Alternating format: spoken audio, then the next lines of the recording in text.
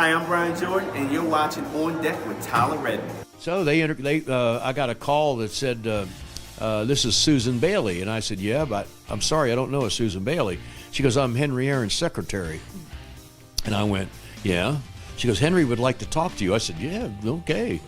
And he said, how would you like to fly down to Sarasota and look at our pictures? And I said, I would love to.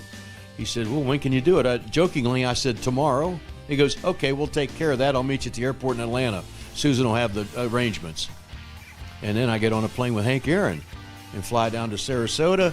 He offers me a job, and I said, well, what team do you want me to manage? He goes, no, he wants you to be a pitching coach. Hi, this is Phil Necro. You're watching On Deck with Tyler Redmond. Most guys throw it this way. Put the ball back in here, hands come around, and these two fingers come into the ball, and stiff wristed, no follow throw, and just little up and goes in the bat. I hope there's no rotation on. The ball comes in there and doesn't bother. It doesn't never do the same thing twice. This is Kyle Wright, and you're watching On Deck with Tyler Redmond. One of my favorite moments for your career, as of right now, is actually this past week. It was a show of confidence by Brian Snicker. He left you in the game after bases were loaded. Talk to me about that. Yeah, it was really cool. I went back and I saw that clip on Instagram several times. I'll be honest, I went back and I watched it numerous times. Kind of gave me chills a little bit. It was just really cool. I was kind of lost my command a little bit there. Still made some good pitches, but was definitely getting a little tired. So whenever he said, basically left me in the game, I feel like that kind of gave me what I needed to get me over the hump to make a good pitch, get a ground ball back to me, and get out of that inning. This is Matt Olson. You're watching On Deck with Tyler Redmond. Yeah, it's a pretty cool experience. Not everybody gets this opportunity to kind of set up their roots and be somewhere long term that they grew up and have family and friends. So it happened pretty quick there in spring training, and it was just an opportunity that my wife and I and my family thought that we couldn't pass up. So just jumped on it, and it's been a blast. Says, Chief, why don't you race Ralph Garr? I said, okay. Said, Ralph Garr wants to race you too.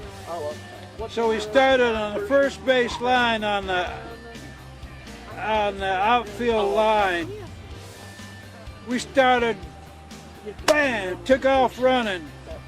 I beat him by 3 foot. Mike Fulton here. You're watching On Deck with Tyler Redmond. I'm Kelsey Wingert, and you're watching On Deck with Tyler Redmond. Hey, this is Andrew Jones. You're watching On Deck with Tyler.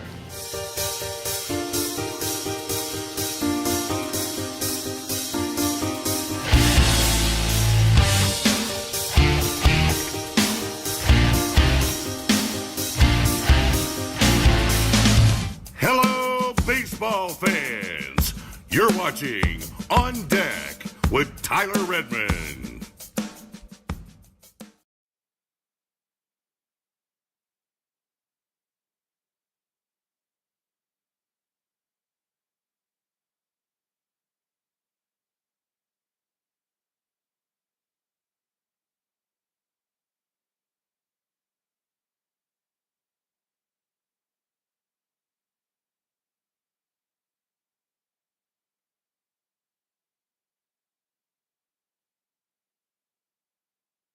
Let's try that again. Hopefully we can hear me now. Let's see. I believe we're good to go. Let's try that again. Hey everybody, thank you for tuning in to On Deck. Welcome in. Please do make sure to like the video, subscribe to the channel, and hit the bell for notifications so that you can stay up to date with everything going on here at On Deck and, of course, with the Atlanta Braves. I think we're good on the audio troubles now. Big day today, of course, the Major League Baseball trade deadline. What a day it has already been. We're going to talk about all the new acquisitions, all the different trades, all that different stuff. And, of course, if anything happens live, we do have the man in the chair, Jacob Redmond, to the side. He's going to be letting me know anything that does develop, and we will, of course, react to that live. So we are keeping an eye on that as well. We're only about 23 minutes away from the Major League Baseball trade deadline. So, again, we will be reacting to that. Remember, even if we pass 6 o'clock and something hasn't happened, a lot of the time they trickle through later on. So we will be keeping an eye on it. But for now, we're going to just go through all the trades that have happened today, not just with the Atlanta Braves, but really all throughout Major League Baseball, because it's been a very, very busy day for Major League Baseball. And really the first ones that were on the radar making moves was the Atlanta Braves today, at least for the final day of the Major League Baseball trade deadline. I told you from the beginning when it came to this trade deadline that I thought the Braves would be going for left-handed pitching, mainly relievers. I thought that from the beginning. They did do that with the first move they have made today. They added Brad Hand, left-handed pitcher from the Rockies. This is not the first move they have made with the Rockies. Of course, that was Pierce Johnson about a week ago. And I thought this was going to happen. I thought they were going to add left-handed pitching. I had the dream wish of Josh Hader. That doesn't always happen, but I definitely thought they were going to go for left-handed pitching. Didn't know where it would come from. You never really do with the trade deadline situation. You can try to predict, but the best you can hope for is that they do something of the same ilk that you predicted. And I thought they would go for left-handed pitching. That is what they did. And to be honest with you, that's what I think the real need for the Braves is right now. A.J. Minter, as good as he has been over the past few years, has had a rough 2023. He is finally back. He did have a good appearance last night, which I was actually in the ballpark for. He had a clean inning, no runs scored. That was good to see. But I don't want to go through the rest of the season with only one lefty reliever. I mean, injuries can happen, things can happen, and really get out of whack there. Also, just having one lefty reliever in the postseason is never really a wise choice. So this, I thought, was a good pickup. He's a veteran lefty.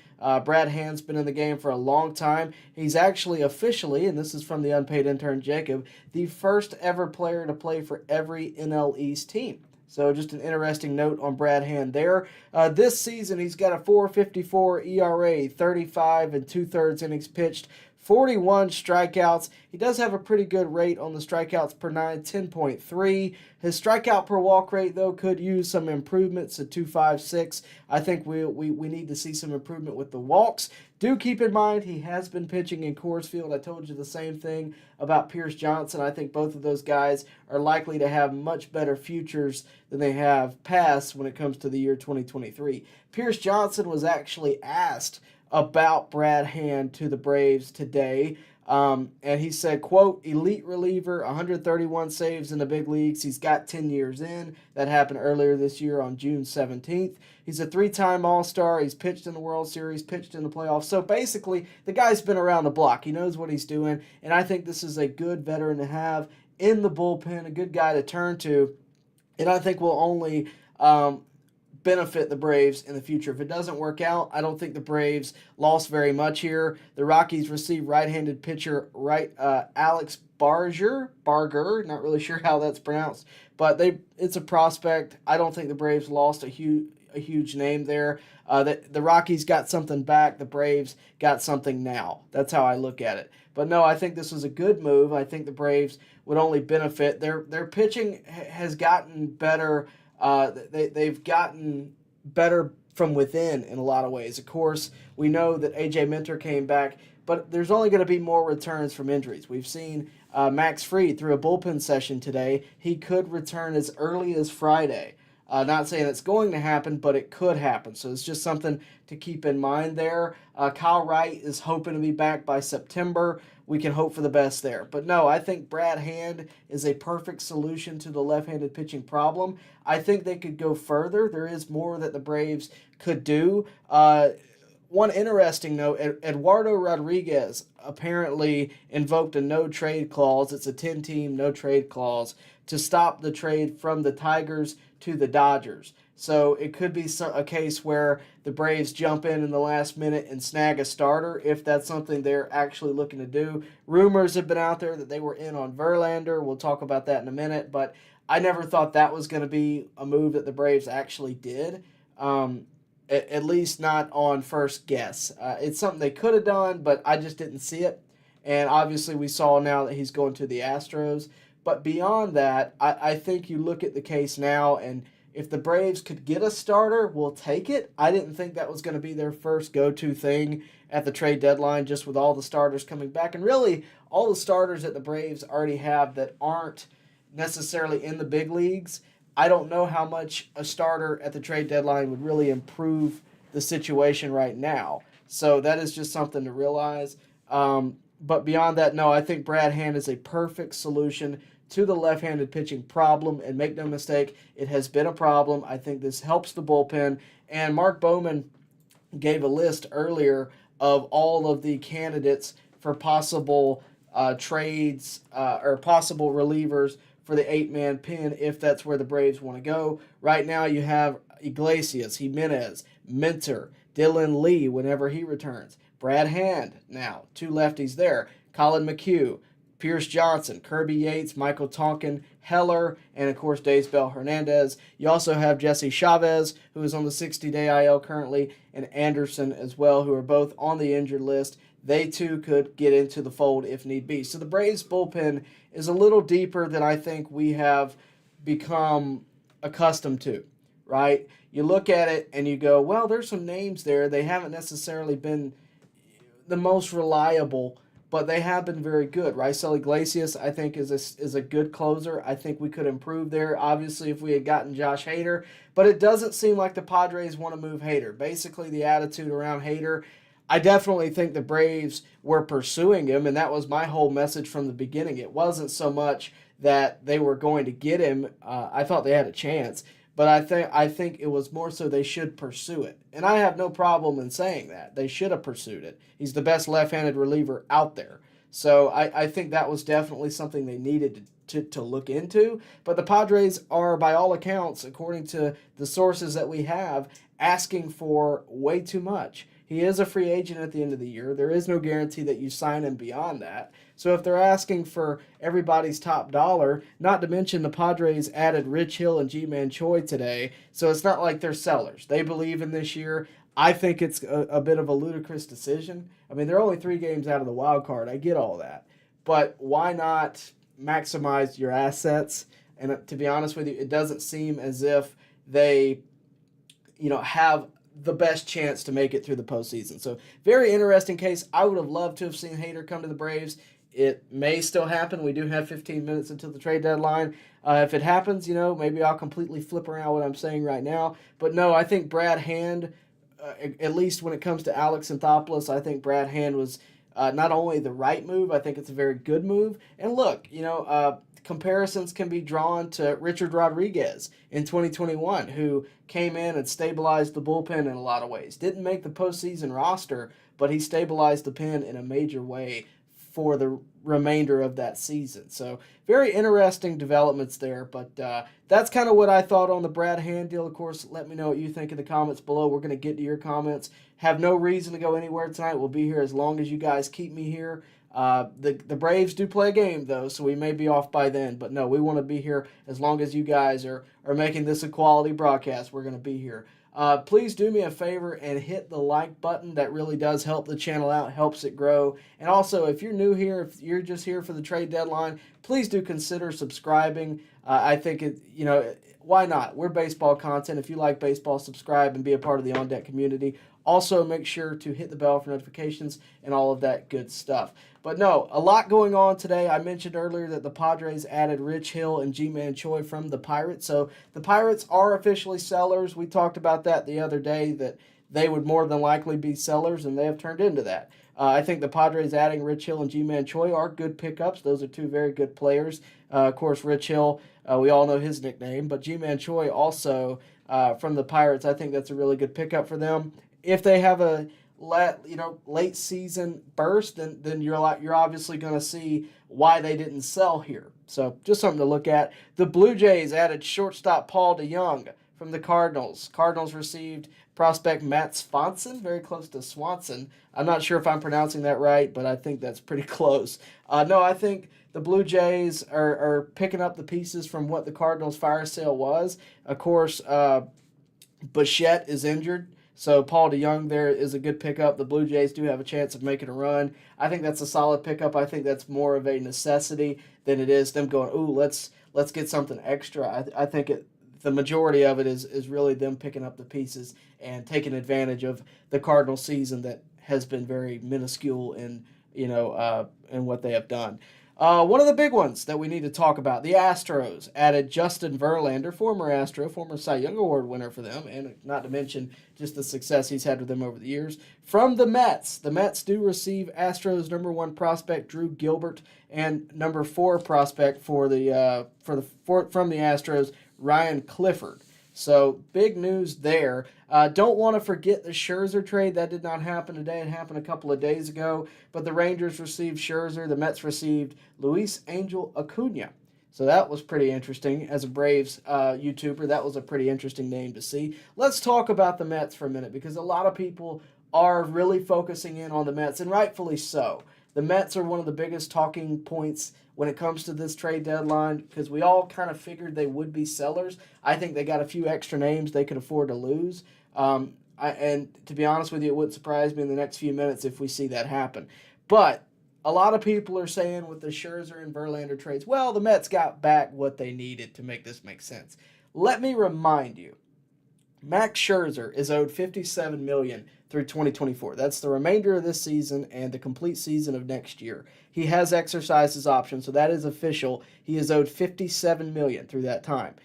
The Mets will pay $35 million of that $57, which means the Rangers are only paying $22 million, not only for the remainder of this season, but also next. For perspective, that is less than what Charlie Morton will make in that time. This is a definite win for the Rangers. A lot of people are saying that it's a win-win because the Mets are getting prospects back. That may turn out to be true, but also realize that they are paying him $35 million to not be on their team. That is Scherzer that we're talking about. What about Verlander?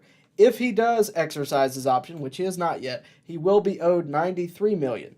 54 of that will be paid by the Mets.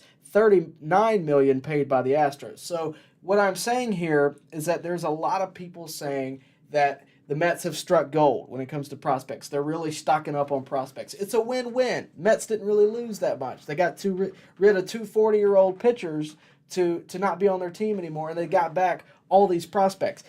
Two things can be true at the same time because, yes, the Mets did get rid of 2 40-year-old pitchers that aren't going to help them this year, and they did get prospects back. But they're also paying a combined $89 million for those 2 pitchers to not be on their team. So, yes, they're not paying them their full salary. They did offload some of that, and there's really no other way to go about it. But they are still paying them $89 million. I cannot overstate that enough, simply for Verlander and Scherzer to not be on their teams. So, you know, I think the Mets are doing the right thing here as of now, but I think it more so goes to how bad of a decision it was to pay these guys $43 million apiece per season, $86 million total. That just shows you how bad of a decision that was. And, you know, I think the Mets do deserve some credit in reanalyzing their situation and correcting course, but it cannot go without saying that the Mets made a major mistake. They made a major mistake in signing these 2 guys. Yes, they're Hall of Famers. Yes, they're great. Yes, Verlander's coming off of a Cy Young season. But no 40-year-old deserves... No, there are very few players in the game that deserve $43 million a season. And all due respect to what Scherzer and Verlander have done in their careers, at this point, they're not those guys. The Mets pride themselves on how much money they spend. And they're looking at what they have now, and they're realizing, yeah, we spent all this money, and we didn't get anything for it. Because currently, if they're not 18 games back, they're pretty close to it. So there's no chance of them making the postseason, in theory. So I look at it, and I think they are doing the right things. They are preparing for 2025, 2026. Around that time, they want to be good again. And that's why they're stocking up on prospects. Of course, not only with Scherzer and Verlander, they also have traded Mark Canha and David Robertson. David Robertson, I believe, went to the Marlins. Mark Canha was also moved. They received, again, Luis Angel Acuna, Drew Gilbert, Ryan Clifford, Marco Vargas, Ronald Hernandez, and Justin Jarvis for those 4 guys. So they did load up on prospects, but it cannot be overstated that they paid $89 million simply to not have those guys on their team anymore and for these prospects. So they're going to have to fork out something. We're going to have to see results for this to really make sense for them. But we will see. Other than that, we did have 2 more trades over the past day. Phillies did add Michael Lorenzen from the Tigers. Of course, he's a starting pitcher. The Brewers added Andrew Chafin from the Diamondbacks, which I actually was hoping the Braves would look at Chafin, but that did not happen. The Marlins added infielder Jake Berger from the White Sox, which is pretty interesting. The White Sox added Marlins number 4 prospect Jake Edger. We're not real sure how to say his name either. He's a prospect. Baseball Reference didn't have him on there, so that's all we can really do. Those are all of the trades that we have seen today. But I am seeing that Jack Flaherty is now going to Baltimore. Is that what you want to tell me? I got 2 things. All right, go ahead. You were talking about the Mets, Tommy Pham to the D-backs. Tommy Pham has now went to the Diamondbacks. That's another one. So Flaherty is going to... They're closing in for Flaherty, The Orioles are closing in on Flaherty. Of course, we do have the man in the chair, Jacob Redmond, here to kind of keep me up to date. I have Twitter open, but guys, when you're talking and running a show, it's really hard to keep track of everything going on. Of course, these different headlines come from all different directions, so glad to have a man in the chair here. So Tommy Pham is headed to the D-backs. That's pretty interesting because the D-backs, I think, are right on the cusp of being a really good team this year. I mean, they already really are. They have a lot of young talent. Of course, Corbin Carroll. They have a lot of guys. But adding a bat like Tommy Pham is pretty interesting. I saw that, there were other teams in on him, so kind of happy to see him go to the D-backs, to tell you the truth. I think that's a good fit. Jack Flaherty going to the Orioles is interesting. Jack Flaherty, at one time, there wasn't a better pitcher in the game. I mean, he was dominant with the Cardinals a few years ago. They have not had the season they were hoping to have. I think we all are aware of that. But if he can go to the Orioles and get around that team that does have the right attitude, and maybe they see something that they can fix with him. I don't know. I'm not really that educated on the current status of Jack Flaherty. But if they can find something in him and use him even as a back of the rotation, maybe even a bullpen guy, I mean, whatever the case may be, that's pretty interesting because I think the Orioles are a really good team. They have a lot of good pieces. Of course, we all know Adley, but there's a lot of pieces there that are very good, and I think they are another team similar to the Diamondbacks that are on the way back. But no, it's been a very interesting day, and of course, we're going to continue hopefully to see deals made like this live, just coming out, and we're going to react to them live. I think both of those deals are smart. I think the Cardinals are smart to off let him. We were talking earlier amidst the people in this room that I thought that Flaherty would be dealt, and other folks didn't. They thought that the Cardinals would keep him. I didn't think so because I believe he is a free agent at the end of this year, if I'm not mistaken, if you want to check me on that. But I do believe he is a free agent at the end of the year, and it only makes sense if you have a free agent and you're non-competitive, trade those guys. I mean, that's the way I look at it. But again, it comes down to how do you maximize your assets, right? Speaking of maximizing your assets, let's maximize those likes. So please do like the video, subscribe to the channel, hit the bell for notifications so that you can stay up to date with everything going on here on deck, and of course with the Atlanta Braves, but also really just across Major League Baseball, especially for today. By the way, we will be doing a video. Someone asked me, I can't remember who it was, but someone asked me about if we could do a video basically breaking down the trade deadline maybe in the next week or so, who I think won the trades, who I think made good deals, bad deals, whatever the case may be. I think we are going to do that. It won't be in a live broadcast setting. It'll be completely pre-recorded, but I definitely think we are going to do that, and we will see. We are currently 4 minutes away from the trade deadline. Eduardo Rodriguez is still out there. He is on the Tigers, of course. He is the guy who did not take his trade, who had invoked a no-trade clause to stop the trade from the Tigers to the Dodgers. Maybe he'd prefer going to Atlanta. What you got? So Flaherty is a free agent next year. Yep. And the Mark Feinsand says Dylan Cease is apt to be moved in the next 4 minutes or so. Dylan Cease is apparently apt to be moved. We'll keep an eye on that. Keep an eye on Feinsand.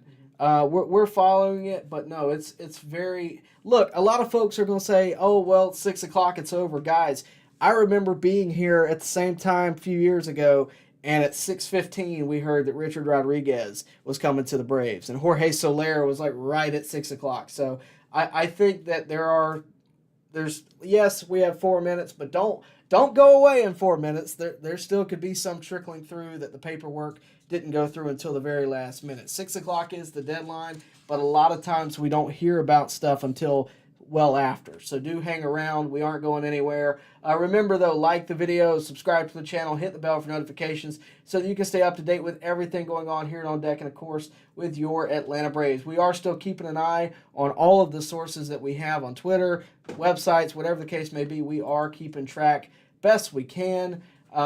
Eduardo Rodriguez, I feel like he's got to be moved. They've already tried to trade him. He opted to not do. He invoked the no trade clause. The Tigers got to get rid of him. They got to find a trade for him. They don't want to keep him and have him around knowing that he was supposed to be traded. I had a feeling that they would just like to think. I would just like to think they would try to get something done there. I got something else here. Jason Stark says the Phillies are closing in on a deal with Pittsburgh. Left-handed pitcher Bailey Falter in multi-position right-hand hitting infielder Rodolfo Castro. That's pretty interesting. I don't know really what to think about that. Jeff Passan, the New York Yankees, are acquiring Keenan Middleton from the White Sox. That's a reliever. I don't know if he's right-handed, so the Braves probably wouldn't be interested in him anyway, I don't think. We will see. Nakahoma Nation, who I actually have been following for some years. If you're a Braves fan on Twitter, they're a good follow. Nakahoma Nation took Mark Bowman's tweet that I was talking about earlier that had the top 11 candidates for the 8-man pin. There's 3 guys with minor league options remaining. Those would probably be your odd men out in theory unless something else doesn't work out. Those are Heller, Hernandez, and Anderson, so that's pretty interesting. What do we get? What else we got? Anything new? Really just Keenan Middleton is the main focus. That's the main focus right now. Max Fried is getting a lot of attention on Twitter today, rightfully so. He did throw a bullpen session. We talked about that earlier. Mark Bowman tweeted a few minutes ago that he is still pretty congested. Of course, he's been battling an illness. That's been why he hasn't really been pitching in the minors here lately. It's just a bug going around. I don't think it's anything beyond that. But no, we are keeping an eye on it. We are keeping close tabs on it. I'm hoping that AA pulls something out of up his sleeve. I definitely think I would be surprised if the Braves were just done. I definitely think that more is to come. But if nothing else happens, I think you also have to realize that the Braves didn't necessarily need a lot. They didn't need to do. I mean, they have the best record in baseball. The one improvement I wanted to make was left-handed pitching. Guess what, guys? Left-handed pitching is exactly what they went and did first thing this morning. So I definitely think that they feel like they've got enough. I mean, the offense you don't need to touch, right? I think we're all pretty confident in the offense. Starting pitching, I told you from the beginning, as questionable as it's been this year, with all of what you're getting back, the Braves weren't going to feel like they needed to do a lot. But no, we are keeping an eye on this. The trade deadline has officially passed. It has officially ended. But again, that does not mean that something else won't trickle through. Remember, that's how Richard Rodriguez happened. That's how I believe Raisel Iglesias was a very similar fashion as well. Avery Mack asked a good question. Tyler, if you could trade or make any moves for the Braves, what would you do? Well, I've been kind of promoting the idea really all throughout this whole process for about a month, I guess, that I thought the Braves should pursue Josh Hader. I've talked about that pretty extensively. I don't think it's going to happen. I definitely think the Braves pursued it because there were multiple teams that were pursuing Josh Hader as a team that needed left-handed pitching and could take on extra cash. I couldn't imagine the Braves weren't in on that discussion. That said, the Padres have elected to not go that route. They've turned into buyers, not sellers. So that's not even that the Braves didn't try it. That is more so the Padres just deciding, no, we don't really want to trade him. That goes against better judgment, if you're asking me. But again, I'm not with Padres. I don't see it from their perspective.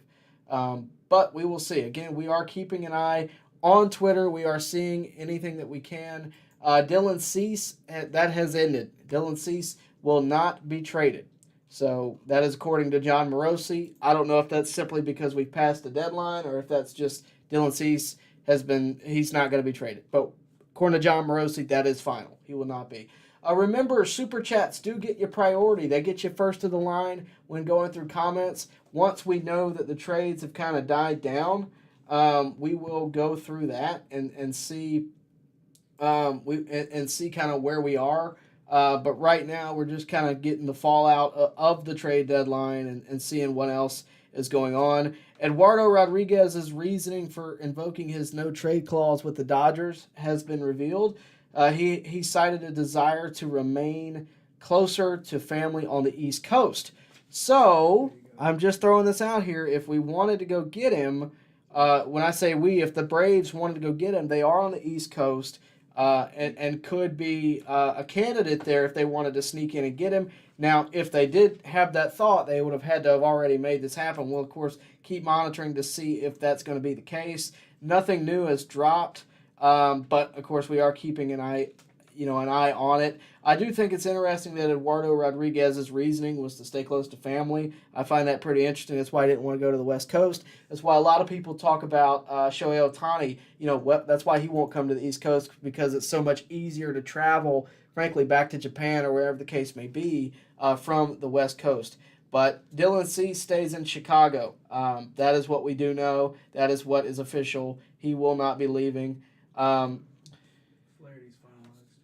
Flaherty is finalized. Verlander is finalized. We got a last-minute one right here. Ken Rosenthal just reposted it, so it is official.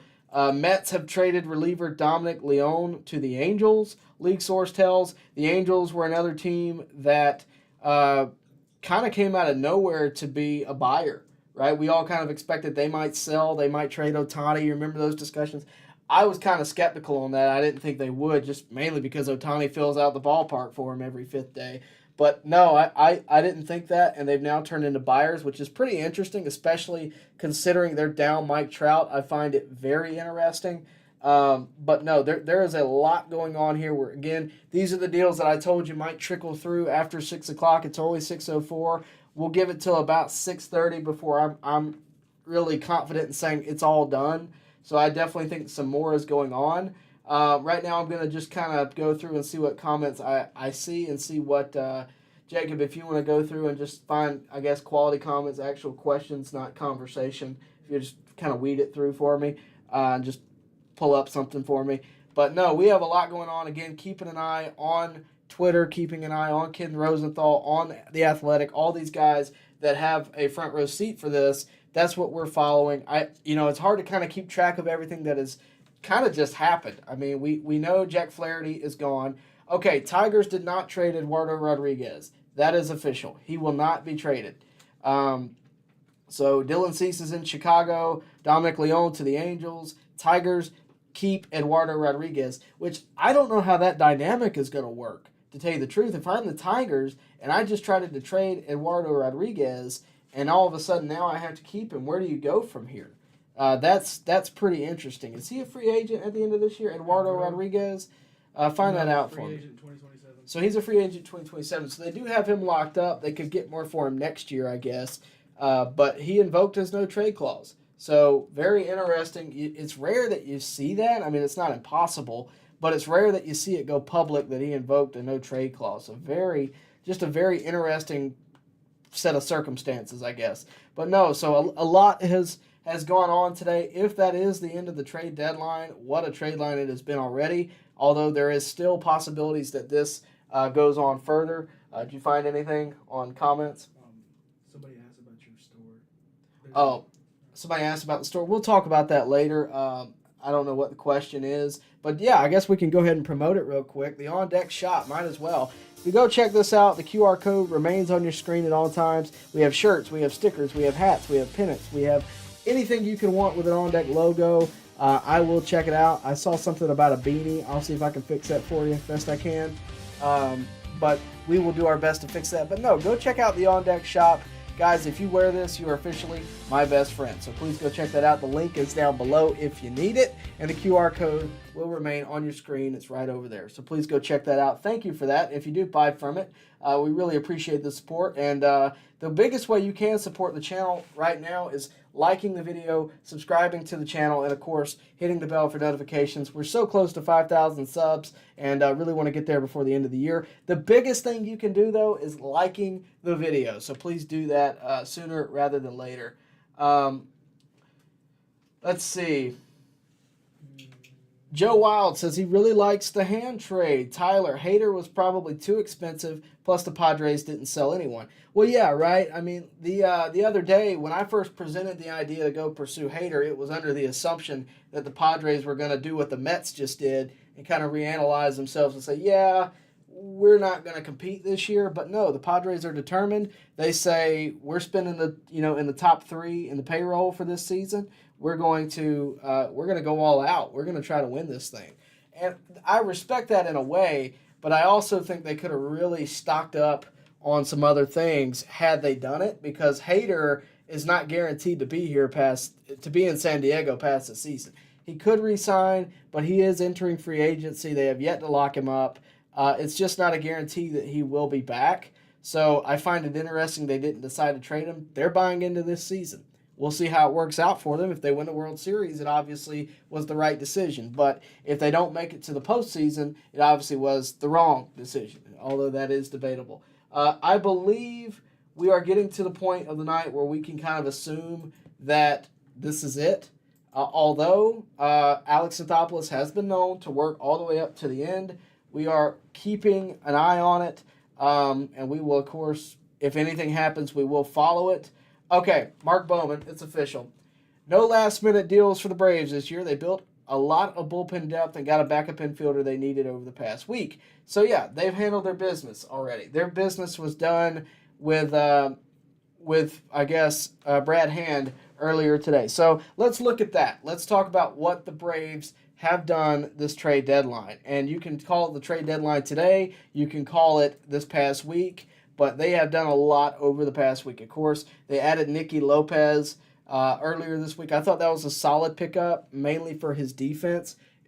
For nothing else, his defense was actually a pretty good pickup. 210 average, no homers, 4 stolen bases, 322 on base, 280 slug, 603 OPS.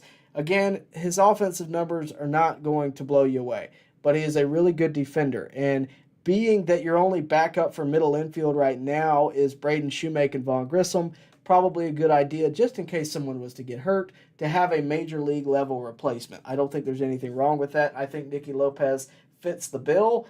I thought when we first got him, of course, we traded in the beginning, we had acquired Taylor Hearn from the Rangers a couple of weeks, I guess about a week or two ago. When we acquired Taylor Hearn, it was pretty interesting. Okay, well, this is left-handed pitching help, I guess, maybe just to, kind of keep us in case something else doesn't happen. But then we immediately take Taylor Hearn and turn him into Nicky Lopez with a trade, and I thought that was pretty interesting. We just acquired him, and as soon as he's in the building, we trade him off to the Royals for Nicky Lopez. So I thought that was pretty interesting. We get Nicky Lopez. I think Nicky Lopez is going to be a solid backup infielder. I think that's the goal there. And in the beginning, a lot of folks were asking, well, hey, does getting Nicky Lopez make it any more likely that we trade Vaughn Grissom or Braden Shoemake? And I think that's a reasonable assumption. And I still think that, even though it didn't happen, I definitely think it was a reasonable assumption. But it wasn't a guarantee, right? It wasn't something that made me go, oh, yeah, we got Nicky Lopez now. We don't need Grissom. A lot of folks have hinted at the fact, and I've said this before in years past, could Grissom potentially go to left field next season?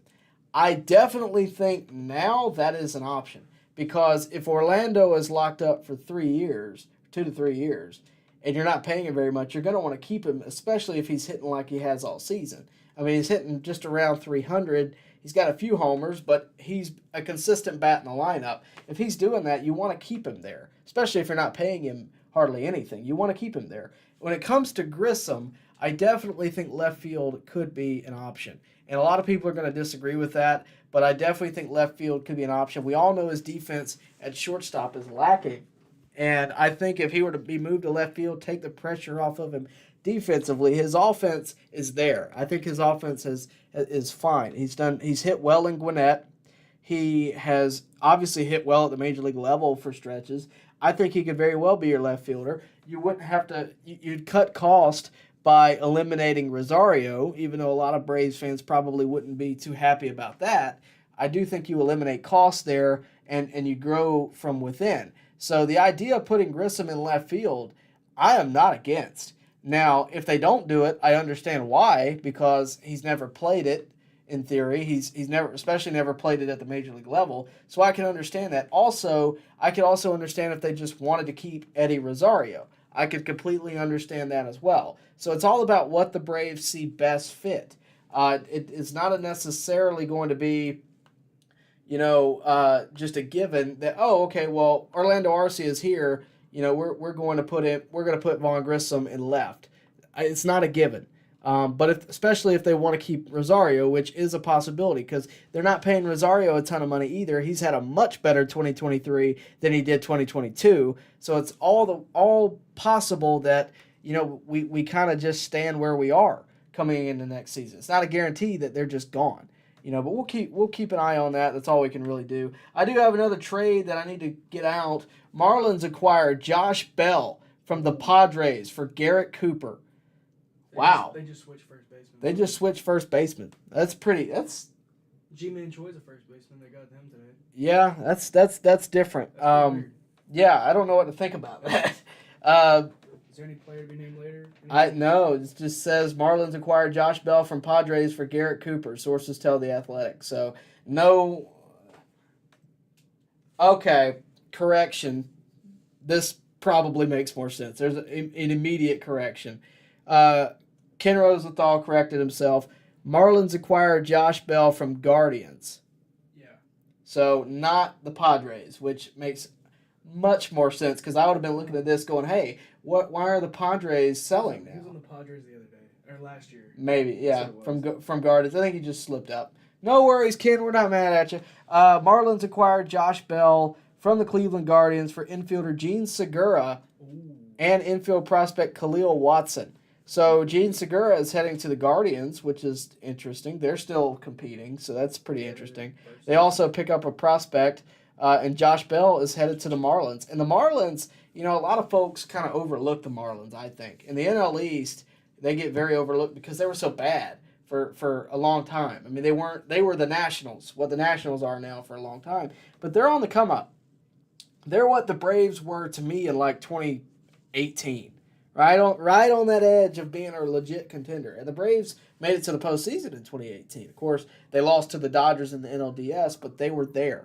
I think the Marlins very well, especially since they're adding at the trade deadline, they could be a lot better in this second leg of the season. I don't think the Braves are in danger of losing the NL East, but I think if we were to get in a postseason series with them, things could get very interesting. So we'll see what happens. We all saw what happened in Philadelphia last year. They made it to the World Series. I didn't see that coming. I'm not sure very many Phillies fans saw that coming, but they rode the wave. They got hot at the right time, and things like that happened. So the Marlins could very well do the same thing. We'll keep an eye on that. We'll see what happens. But very interesting move there, and I believe we have some more tweets here. Garrett Cooper to Padres. That is it a three-way deal? It might be a three-way deal. The New York Mets. MLB Network retweeted this. The New York Mets are acquiring pitchers Phil Bickford and Alan Kolarek from the Los Angeles Dodgers, according to a source familiar with the deal. So more is still trickling out. I said a few minutes ago, I guess we could kind of call it. Nothing was really going. More is trickling out, and John Heyman says Garrett Cooper to Padres. That's fairly interesting. So the Padres are still buying. That's why, for those of you asking, hey, Tyler, you said we were going to get Hader. What happened? This is why. The Padres are buyers. They're not sellers. They're deciding, again, I think against better judgment, to be a buyer as opposed to being a seller, and here we are. So at the end of the day, I think ultimately you look around and the Braves can only get what's in front of them. I think with what they could do, with who is willing to sell, Brad Hand is a solid pickup. You could have told me maybe Andrew Chafin from the Diamondbacks. I'm a little surprised that the Diamondbacks traded Andrew Chafin, to tell you the truth. That surprised me. So you can only, a lot of folks are going to be looking at AA like, hey, why didn't we have this massive trade deadline like we did in 2021 where we won the World Series? Keep in mind, in 2021, the Braves needed to do that. They desperately needed to do that. They had Acuna to replace it. All these guys that needed to replace. This year, not so much. What you got? Dodgers have gotten left-handed Ryan Yarbrough from the Royals. Dodgers have acquired Ryan Yarbrough from the Royals. Is he a starter or a reliever? He was a starter in Tampa a couple years ago. I don't know what he's doing this year, but he was like a big left-handed guy. Look him up for me. See what kind of. Well, I guess I can look him up too. So Dodgers do acquire another pitcher. So again, things are still coming out. Nothing with the Braves, but we can also look at across the NL East and see what's going on. Of course, anything the Dodgers do is pretty. We need to know because that's likely who we face in a postseason series if it got to that far. He started 7 games so far this year. He has started 7 games, so he's probably more of a reliever. He's coming from the Royals. He's a reliever this season. I'm trying to look at his stats real quick. Starter in 2018, won 16 games with a 3.9 ERA. Starter that has converted into a reliever. All right, he's got a 4.24 ERA through 51 innings. I mean, that's a solid pickup. I don't think it's anything that I'm like, oh, man, the Dodgers got this guy. I don't think it's anything like that.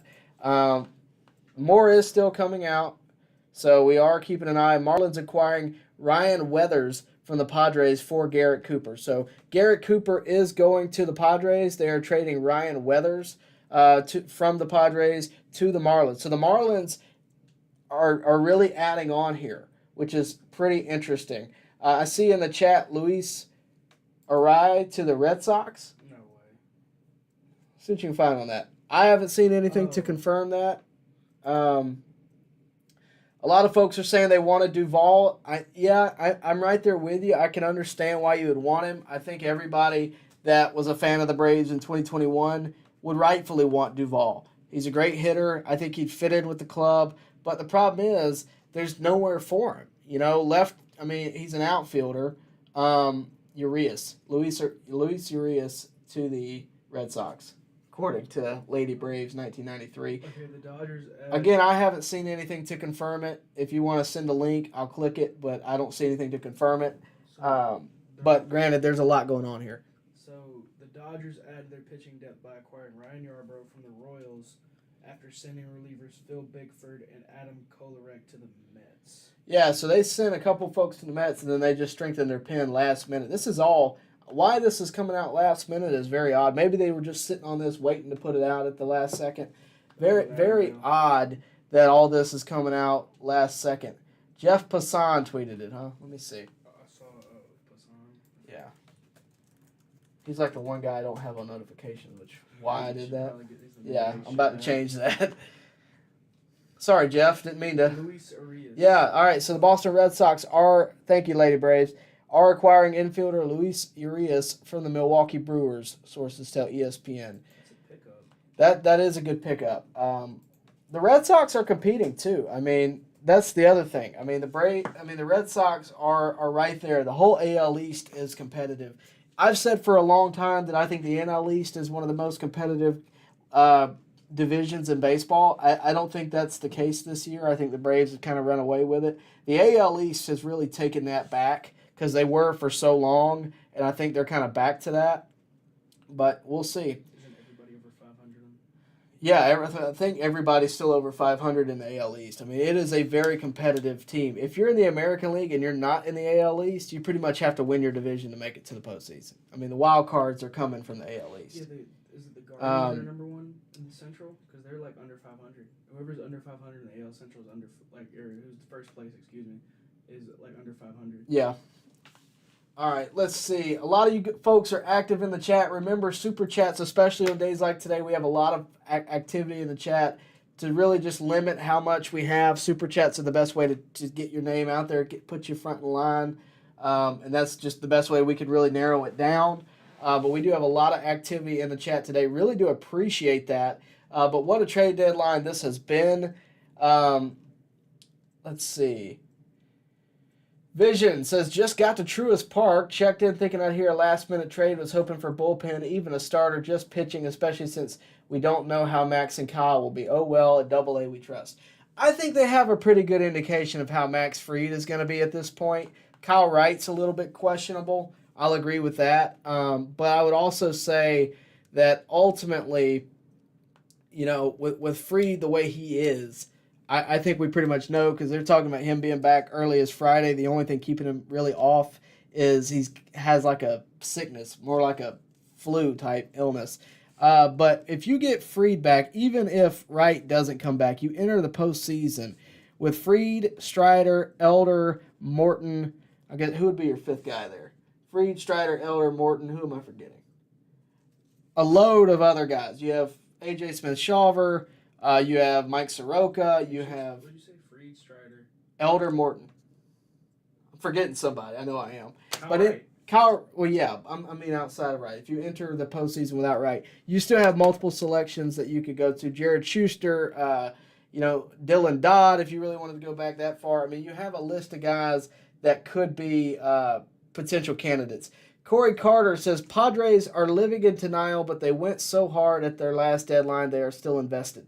Yeah, that's kind of what I'm gathering, right? Like, the Padres are, I mean, they have all the pieces. That's what's so frustrating, I think, about the Padres is that they do have legitimately all the pieces. In fact, I believe they just added one. Yep, they are acquiring Scott Barlow.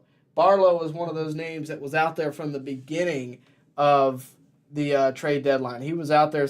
The Braves were in on Barlow. So that's pretty interesting. They've turned into buyers. I'd have to look at their whole trade deadline, which I don't have readily in front of me, to see kind of what they're going to do. But through all these moves, for all of you wondering, hey, why aren't the Braves being active right now? Why aren't they out there doing it? Remember, the Braves, again, I kind of touched on this point earlier, the Braves don't have to do all these moves, right? The Padres have made like 5 moves in the past 5 minutes. The Dodgers have made extensive amount of moves. But not all the time, just because you're competing, do you need to go make a ton of moves. I thought left-handed pitching from the beginning was where they needed to go. When I say left-handed pitching, I don't mean starters. I never thought starter was in the question. I certainly think the Braves were in on some of these conversations, especially like Eduardo Rodriguez, if you could snag him up for the right price. But I didn't think that they'd go in for a starter. I certainly didn't believe they were going for Verlander. I just could not see the Braves being interested in paying him $39 million over the next season and a half. Just could not see it.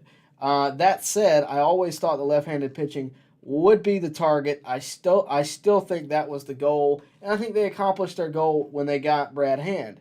That said, if something else were to come out and tell me that they did get a starter, I wouldn't be upset about it. Let's see. Mitch Keller was not traded. Yeah, Mitch Keller wasn't traded, which is interesting. Scooter Puff says Grissom's absolutely heading to left field after they acquired Lopez. He's down to 3 or 4 in the depth chart at shortstop at this point. I think it'll be a number of things. I think that could happen. I think they could still potentially trade him in the offseason. But he is a Brave for this year. Maybe he comes up big in the postseason. Maybe somebody gets hurt. You heard that. Maybe somebody gets hurt, whatever the case may be, and he comes up big in the postseason. He's brought up as a depth piece, whatever the case may be. And he has a huge hit in the postseason. I think that's a possibility too. Corey Carter says, when we signed Arcia to a 3-year deal, I think that showed where the Braves were with Grissom. I agree. The defense is just not there. And guys, I've been telling you since spring training, I had questions about Vaughn Grissom's defense. It's nothing against him. I think his bat is more than qualified for the major leagues. I think it's his glove at the shortstop position. If he can convert to left field and be suitable, sure, but then you lose the left-handed bat of Eddie Rosario, and I don't know if it's worth that, honestly. So there's questions that I have even with putting him in left field. I don't know that I want to lose a left-handed bat and put Grissom in that spot. I think Rosario has been more than good enough to be re-signed, and it's really all about what the Braves decide to do. But we will see. We will see. Someone asked, are the Braves done? Yes.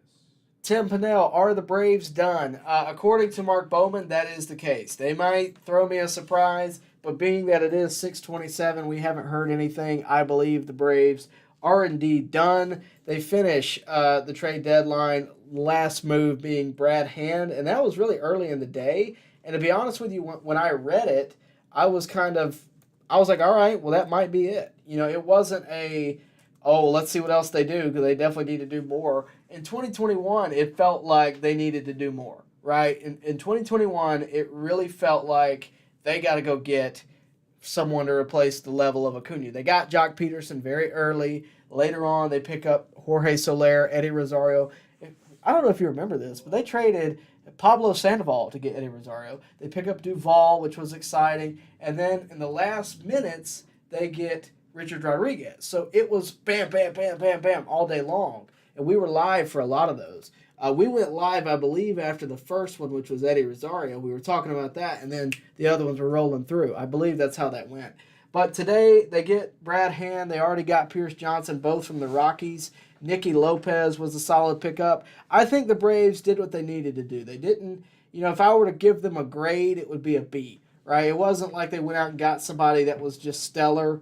But given the situation, they did what they needed to do. They did what they could do, and I'm not mad at it, right? Like if they had just sat back and watched it play out and not done anything, I would have been a little concerned.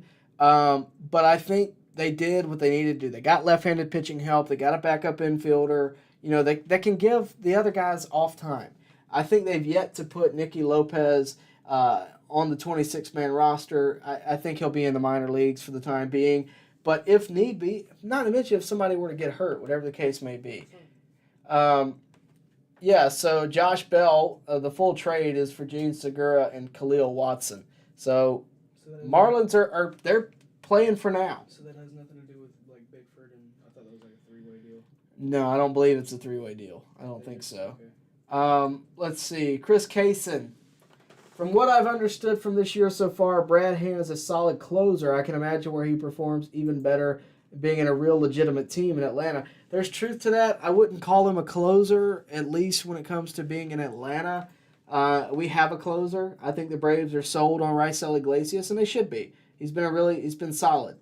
That said, he's been a solid bullpen hand. Brad Hand's been a very solid bullpen hand, not just this season, but for 10 seasons. He's a 3-time All-Star. He's got 131 saves.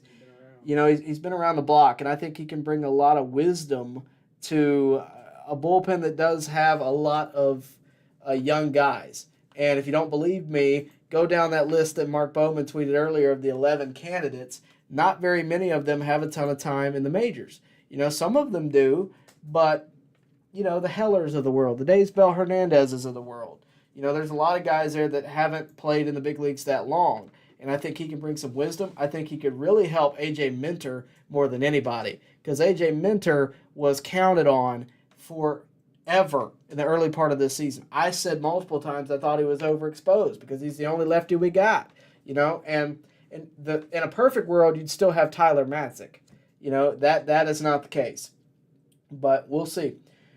Ronnie Redmond. I wonder who he's related to. The Padres and others may figure out in 2 weeks they are sellers. If so, the waiver wire could bring the additional help. If you're on the 40-man by September 1st, you can play in the postseason.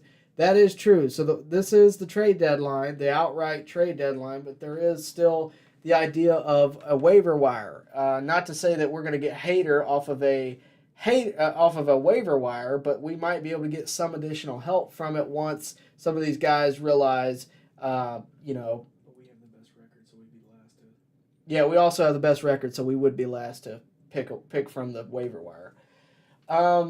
Let's see. Ruben, thank you. I think that's the first time I've ever seen you, Ruben, so thanks for watching. Scott Barlow to the Padres could mean Josh Hader for Braves. No, not at this point. The trade deadline has closed. So that is done as far as we know. The Padres are adding on. I don't think they're depleting what they got. Plus, they wouldn't get rid of Hader because they got another reliever. Hader's by far the best reliever in the National League right now, at least according to ERA. 51 seconds ago, we're still getting trades in. The Royals will receive first base Devin Mann and shortstop Derlin Figueroa. Those are prospects. And I said that correctly. I'm proud of that. From the Dodgers for Yarbrough. So that's just the completion of the Ryan Yarbrough trade. Those are prospects, which is why I'm even more excited that I said their names right. I believe I said their names right. Let's see. Nicholas, sorry. Once Dylan Lee is back, what will our bullpen look like? Well, that's a good question. That's a very good question because I've been talking all day about how there is no left-handed help. I wish I had a graphic that I could go to show you this. Maybe you can get on making one of those. Free labor over here. Anyway, I think what you'll have, and I'm going to pull up the Mark Bowman tweet to kind of get some reference. I think what you'll ultimately have is a collection of our best, right, which we haven't really seen a lot of this year. We've seen the Braves make do a lot. Right, so if you have an 8-man pen, made up of Iglesias, Jimenez, Minter, Dylan Lee. First off, Minter and Lee are obvious because they're lefties and they're solid, and I just think that's very apparent. I would also add at this point Brad Hand into that list. Iglesias is an obvious choice. Right now, Pierce Johnson is on that line of he could be or could not be, depends on kind of what he does from here. This is a very good question, which is why I'm giving it the time. But remember, Super Chats do get your priority. Do like the video, subscribe to the channel, all that good stuff, because that is how you stay involved.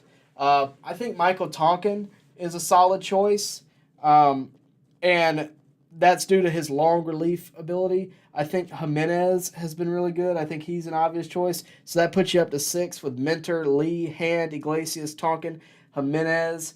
I don't know I think you have a different section of just maybes, right? I think Johnson and Kirby Yates are maybes still. Kirby Yates just hasn't done enough for me to really be solidified on that. Daysbel Hernandez, I'm going to put in the maybe. If he's healthy, I say Anderson. So that would be your 7th, but he's got to be healthy. So I'm going to treat this like you're asking about the postseason. I do think Anderson will be healthy for the postseason. Outside of that, I think you have McHugh. And what that does is that leaves Johnson, Yates, Hernandez, and Heller on the maybe side. So, in theory, your bullpen would look like this. You'd have lefties, Minter, Lee, and Hand. So, you just turn one lefty into 3 at this trade deadline. You have your closer in Iglesias, Michael Tonkin for long relief, and McHugh for long relief. You have Jimenez that can cover an inning. You have Anderson who can cover an inning. He could also cover multiple innings if you needed him to. But the key is you have 3 lefties and you have 5 righties. Okay, so you have a much more balanced bullpen. You also have Pierce Johnson, Kirby Yates, Hernandez, and Heller that you could turn to. They could decide to carry more than 8 men in their bullpen. They could elect to do that. Not to mention you have Chavez, who I failed to mention he is still injured too. So you have 5 guys in your bullpen that are maybes. That aren't bad choices. Pierce Johnson is not a terrible choice. Kirby Yates, we all know who he is. He's not a bad choice at all. Daysbel Hernandez has been off and on good. Heller has been off and on good. Chavez, we all know him. I don't know that I want to take Chavez into the postseason, but I definitely think you have a lot more choices after this trade deadline. And that's the thing. I wish I had a graphic that I could turn to and show you kind of break this down more. In fact, I'm going to try to get somebody to work on that. But that's kind of what I think I'll circle back to this once we have a graphic and I could truly break it down. But that's my take on it right now. I think you have a much more balanced pen, and that was a great question. And I don't know who asked it. Let's see. Ronnie Redmond says, AA on the booth tonight during the broadcast. It will be interesting to hear what he has to say. He keeps things so close to the vest that I expect him to say he likes where they are today. Yeah, AA is not going to put it out there. He's not going to say, yeah, we tried to go for Hader, didn't work out. You know, even if he does, there's nothing that can be taken away from it. Other teams aren't going to steal any information out of that at this point.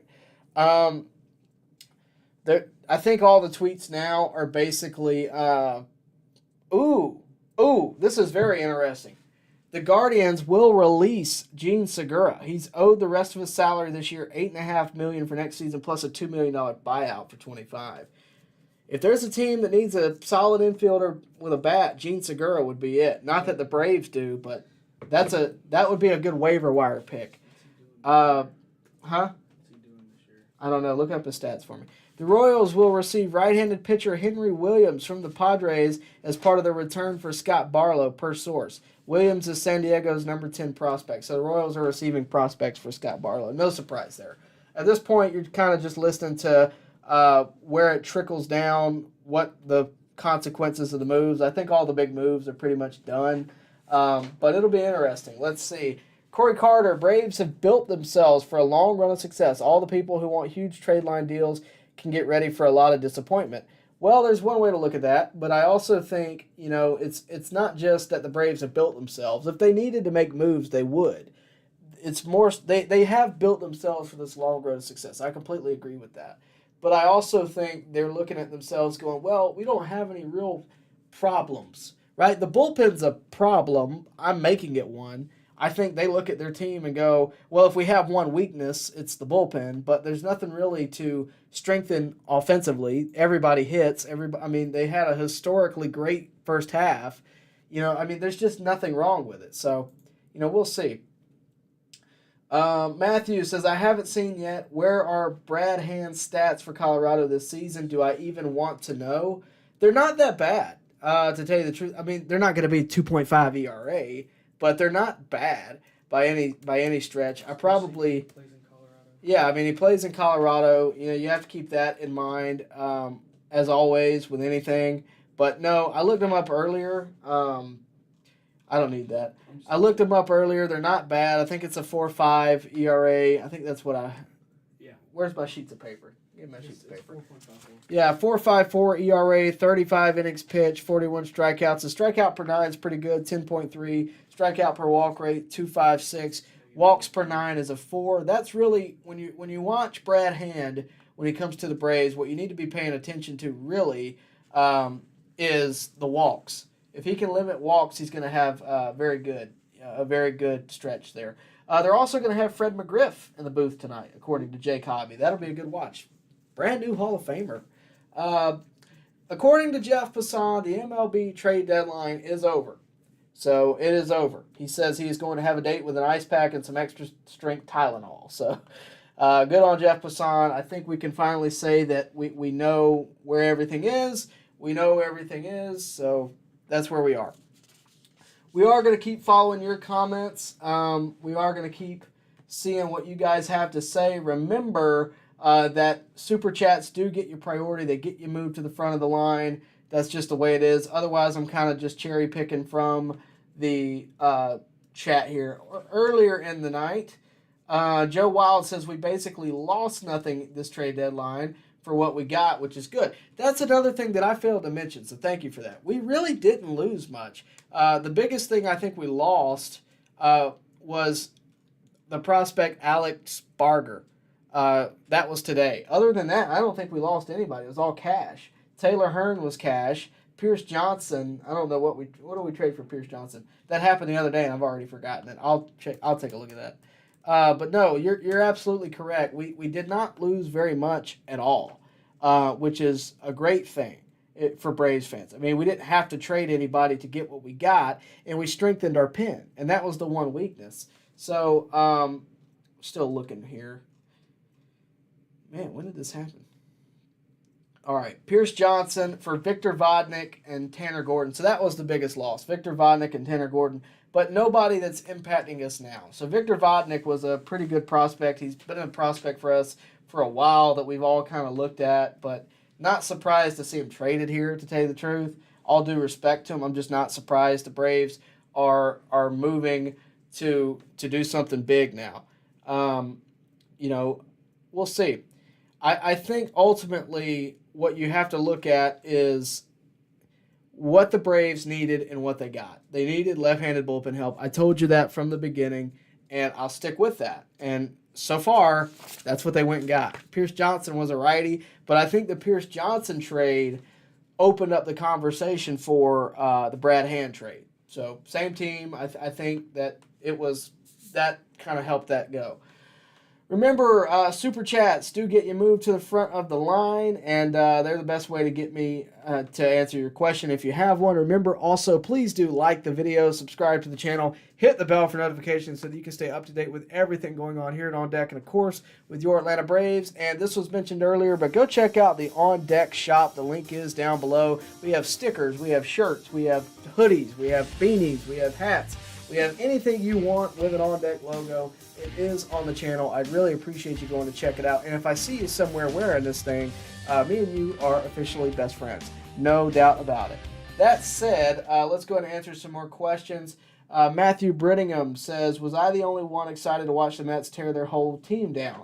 Cohen said he's never spending that much money again. I bet he's not. I bet he's not. The Mets should take a lesson from the Brewers book, from the Braves book, and use their money when needed. Don't just because you have it does not mean you should go spend it. That's the way I feel. And the Angels are not alone in this. The Padres are right there. They just don't know it yet. The Phillies were there a few years ago. You know, the stupid money. We're going to spend stupid money and we're going to be proud of it club. Those guys. It's dumb. It's stupid. It's exactly what the first word says. It's stupid.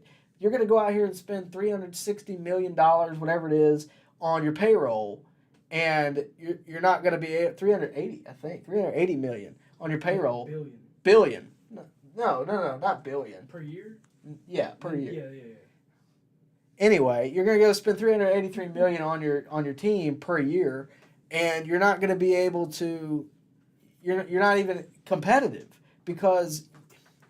I said this before. I'll say it again. There's a T-shirt on the On Deck shop right now. $383 million cannot buy you chemistry. You have to build from within and add the pieces that make sense. That's what the Braves do. That's why it works. That's what the Brewers do. That's why it works. The Brewers have to, unfortunately, shift their stuff around a good bit too, mainly due to their payroll. But you get what I'm saying. The perfect format, I think, in the game today is exactly what the Braves are doing.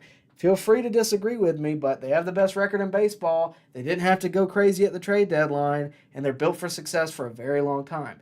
There is no better format. And you can point to any other team. Look at the New York Yankees, who are historically the greatest team. They have the most championships, all that. Where are they now? Not following that format, and they're not successful, right? So I look at it, and there's a lot of things I question across Major League Baseball. And the main thing is, with all of what we learned about Moneyball, with all of what we learned about maximizing assets, why are we still in the same situation where teams are doing this? I don't understand. I don't understand it. Why would you not use some of the concepts? I'm not saying you have to completely follow what the Braves do and build your team around that. That's not what I'm saying. What I am saying is, why would you not take a note and say, oh, well, this worked. Let's take some of those lessons and apply them to our team, and then spend the big money on a prospect when necessary. What? There you go. Let's go ahead and get another comment. Let's see. Dr. Dusty. Oh, sorry, I was asking if you knew. I'll look, Dr. Dusty. I will try my best to solve it. Nicholas says, okay, this might be crazy, but the trade deadline is over for us, right? Yes, it's over. The trade deadline is over. It is over. It is 6:45. It has been done for 45 minutes. The trickling, I believe, is done. So we will see. Dolphin says, you think the Braves could have gotten Liam Hendricks if he was healthy? I mean, I think we could have gotten anybody from the White Sox, honestly. My brother is here. We talked about you the other day, actually. He's the one that brought up the idea of Aaron Bummer. They don't want Aaron Bummer because of his last name. Chuck McMillan says, sometimes the best moves are the ones you don't make. Completely agreed. If anyone on the left side of our infield gets hurt, we have Grissom as the ace in the hole. Well, now we also have Nicky Lopez. So just keep that in mind. Mike Brown says, in the early 90s, the Braves used their prospects and just added a few players like Maddox. And exactly, that's what I think is successful. That's what I think the format is for the Braves now, and that's what I think, ultimately will be what they do for the foreseeable future. Like, yeah, they're changing a little bit of what they do, but what they do works. I mean, they rarely go out of the zone of comfort. right? They the zone of comfort, the comfort zone. They rarely come out of that. So it'll be interesting to watch what they do over the next few years. But it'll be what it'll be. I think we're about. Dr. Dusty, thank you for that. I think we're about to wrap it up here pretty soon. I think we're pretty much done with the trade deadline. I do want to wrap up with this couple things. Number one, Frank Fleming is already on the prowl on Twitter. He is already, if you don't know who I'm talking about, Frank the Tank. Did the Mets ever trade Vogelfat, is what he calls him? No, I don't believe so. He is going on a rant. Just go check out Frank Fleming's Twitter. He says, quote, "There is no way the Mets don't lose 110 games next year." And if that doesn't bring a smile to you, His pin tweet is so funny.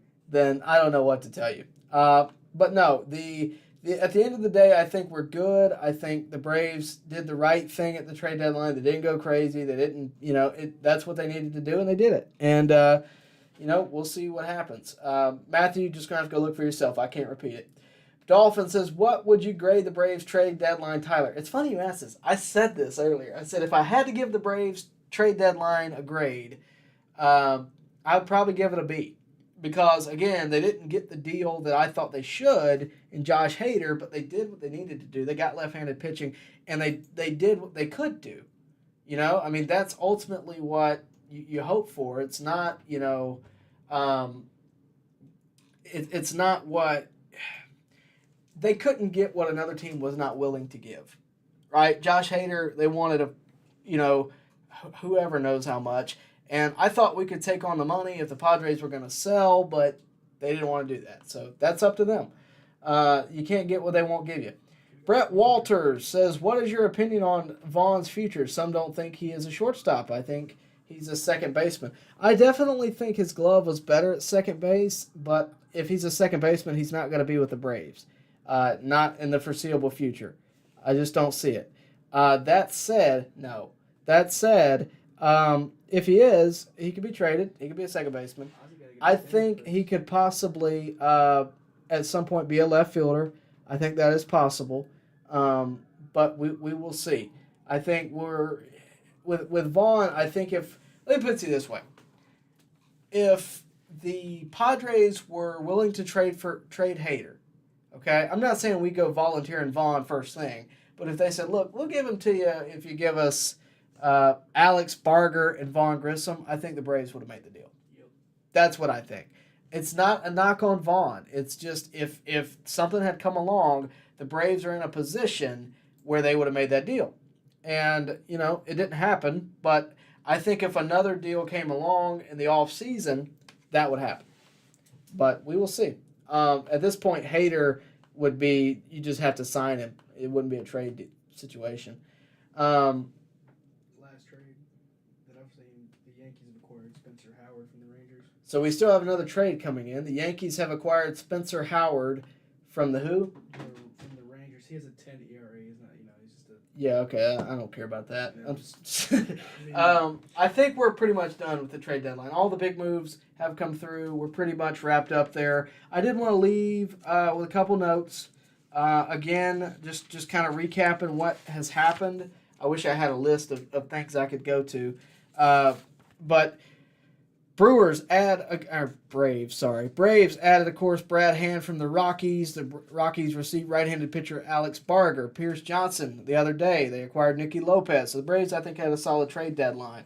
Andy Smith is at the game tonight. Have fun. Bring me back a Fred McGriff bobblehead. I was so sad I couldn't go there tonight. I'm stuck here talking about the trade deadline.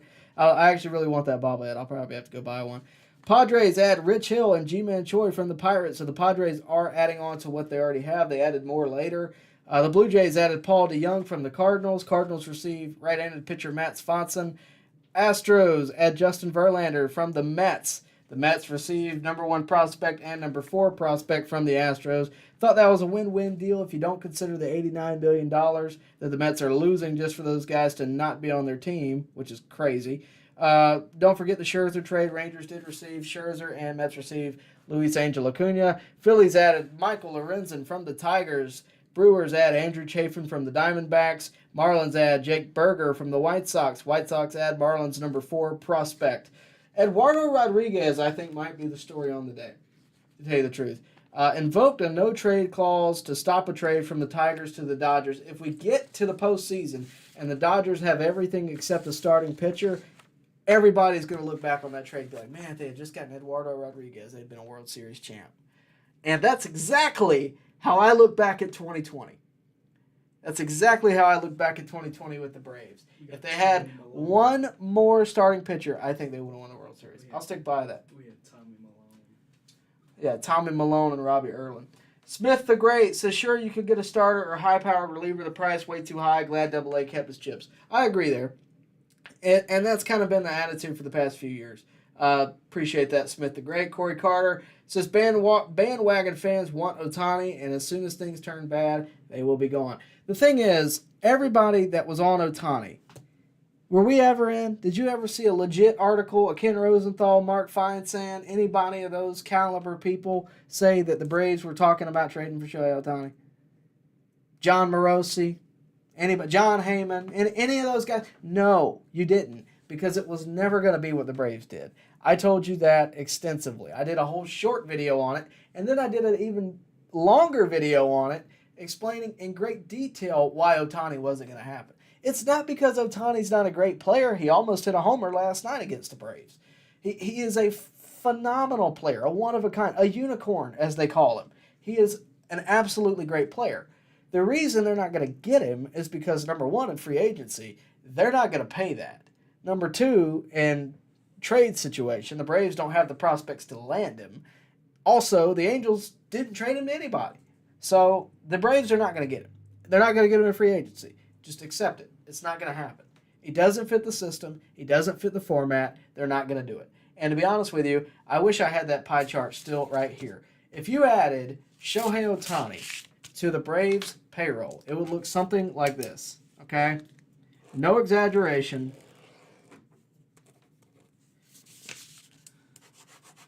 No exaggeration here. This is a terribly drawn circle. The black spot right there, that's Ohtani's contract compared to everybody else's. I'm not willing to pay Ohtani a fourth of my payroll. I'm not willing to do it. I'm not willing to pay anybody a fourth of my payroll. Not unless I'm just a team that needs somebody to sell jerseys. It doesn't make sense. That said, that's where I'm going to leave it tonight. Thank you to everyone who tuned in tonight. Really do appreciate it. You guys make this channel go, and really appreciate the support. We will look at the On Deck shop. I guess I got some problems with that. I'll go look at that sooner rather than later. But beyond that, please do like the video, subscribe to the channel, hit the bell for notifications so that you can stay up to date with everything going on with your Atlanta Braves all across Major League Baseball. We will be doing a video in depth where I can actually talk about the trade deadline and really kind of get it in its entirety. This is more of a live reaction to everything that happened after getting on air today, and that was the plan. Glad I got to sit and talk with you guys about baseball, but the Braves will be coming on pretty soon. So we will hear hopefully from AA about what happened, what didn't happen at the trade deadline. That'll be a good I guess, way to finish the day. But no, really appreciate you guys tuning in. Always appreciate you guys tuning in. Please continue your support. We really appreciate it here at On Deck. And please, again, do like the video, subscribe to the channel, hit the bell for notifications so that you can stay up to date with everything going on with your Atlanta Braves and, of course, all across Major League Baseball. Thank you guys very much. Really do appreciate the support. We'll see you next time right here at On Deck. Baseball fans, make sure you like and share this video and subscribe to this channel. As always, thank you for your support.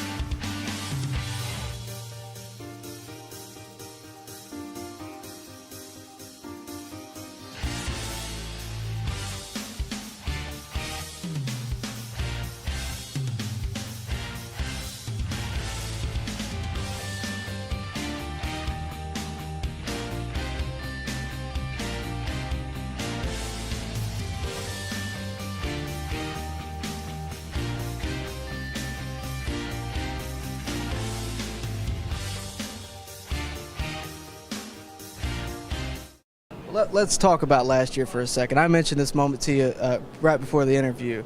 I got to throw it back to the NLCS Game 6. Luke Jackson, who we just mentioned, has a rare struggle for last year. 2 runners on, second and third, 7th inning, in Game 6 against the Dodgers. The greatest setup man ever here. You know, like sometimes your struggles make some people great, and Tyler doesn't thank me enough for putting him in such a great situation with second and third no outs. But he stepped up, and probably the 3 biggest strikeouts I think of the whole playoff run. And you come out, you not only face, you have no outs with runners on, but you face 3 righties. I was there. I know what the stadium was like. I've never seen it quite like that before that, and I don't know that I'll ever see it like that since. Walk me through coming out of the pen. Yeah, I was out there in the pen. I said, hey, Matt, so you're kind of going to cover Luke, so kind of just be ready, moving around. I said, okay, sounds good.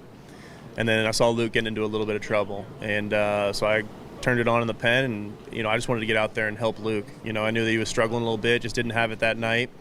And then I was feeling pretty good, so I was like, hey, let me at him. I want to get out there. I want to go and help my boy who's struggling right now. So they call me in, and, in that situation, runners on second and third, the first out is the most important one. We get a first out, it frees up, being able to walk, set up a double play, that whole thing.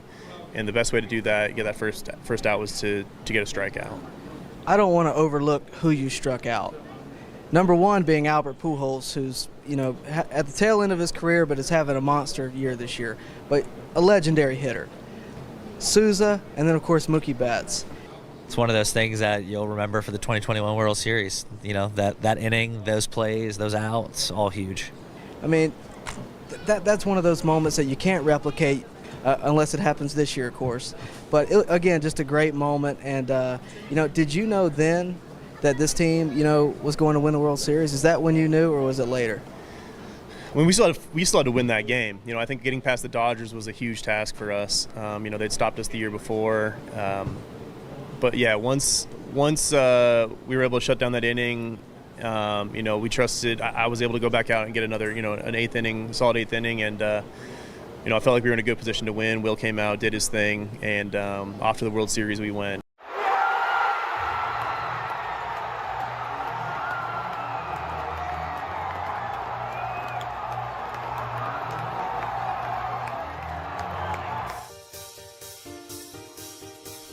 Baseball fans, make sure you like and share this video and subscribe to this channel. As always, thank you for your support.